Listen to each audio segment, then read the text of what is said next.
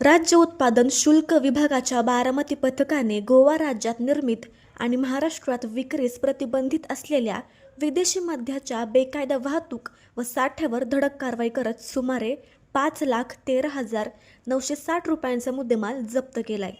या कारवाईत Hyundai i20 car, विदेशी मद्याचे 18 सीलबंद बॉक्स आणि एक अँड्रॉइड मोबाईल जप्त करण्यात आला असून 2 आरोपींना अटक करण्यात आली आहे। राज्य उत्पादन शुल्क आयुक्त डॉक्टर राजेश देशमुख, सह आयुक्त पी सूर्यवंशी, विभागीय उपायुक्त सागर धोमकर, अधीक्षक अतुल कानडे आणि उपअधीक्षक कसरे यांच्या मार्गदर्शनाखाली ही कारवाई करण्यात आली।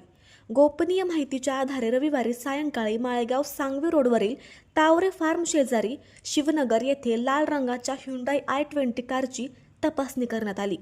त्यानंतर आरोपीच्या घराची झडती घेतली असता गोवा बनावटीच्या विविध ब्रँडच्या विदेशी मद्याचे 18 सीलबंद बॉक्स आढळून आले।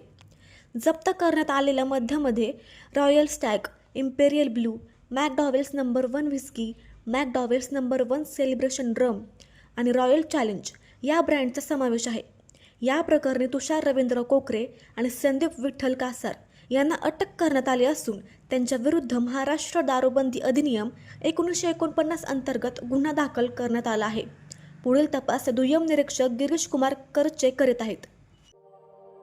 अशाच नवनवीन बातम्या पाहण्यासाठी बारामती वार्तापत्र चॅनलला लाईक करा, शेअर करा, सबस्क्राईब करा आणि बेल आयकॉन प्रेस करा।